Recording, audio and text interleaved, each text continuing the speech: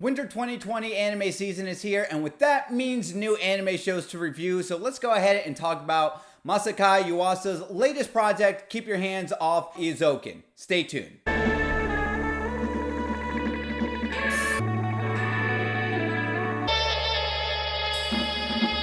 What is going on, guys? My name is DJ Milez, and before we begin with this review, if you can go ahead and like this video and subscribe to my channel for more anime content. And now let's actually talk about what is this new anime a lot of people are talking about. As I mentioned previously, the creator who has given us Ping Pong the animation and Devilman Crybaby comes with a new project here to replace my Sunday night slots where Vinland Saga was. But anyway, my heart was a little empty now that that show is gone, and it seems like this show is going to enthusiastically replace it because this show is a bundle of imagination and joy to watch. Keep Your Hands Off Eizouken is one of the most imaginative and fun animes I have seen in a long time. We have the story of Midori Asakusa, who wants to create anime, but too disheartened to make that first step by herself. By pure chance, she meets Tsubame Mizuzaki, an up-and-coming socialite secretly dreaming of becoming an animator. Together with Midori's money-loving best friend, Sayaka Kanamori, the energetic trio slowly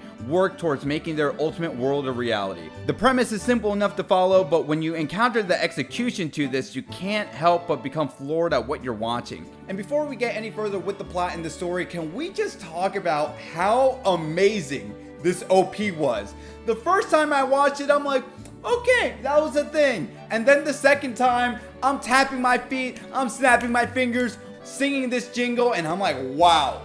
Is it a little too early to say that this OP should be OP contender of the year? I'm already placing my ballot right there. I'm sure we're going to see so many amazing OPs this anime season, but this one came full swinging, and I am obsessed with this song. Now, with that out of the way, I was a little hesitant on whether or not I wanted to review this show because although the pilot episode did wow me, I felt like it was such a fantastic stylized 20-minute mini movie that I was okay with how episode 1 ended, and that was the end of it. But now, after watching episode 2, I was completely wrong. Just seeing the chemistry between our three main protagonists get into the hijinks and quirky adventures they stumble upon just puts a smile to my face.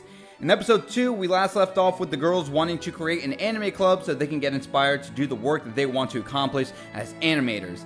They end up deceiving a faculty member of the school that approves of the club to be a thing in the first place, and here begins the adventure. They go into a rundown building and immediately start identifying what they need to clean the place, and soon after we see Midori and Mizuzaki's imagination transition us to this wild animated world that they want to create. Seeing the trio bounce off ideas on how practical or not practical propeller concepts would work in real time in their imaginative future anime that they want to make creates a sense of awe and wonder for me of what it's like to appreciate what anime does on even the minute level. So it's really great when you're watching this anime because it just brings out that sense of what it was like to watch anime for the first time.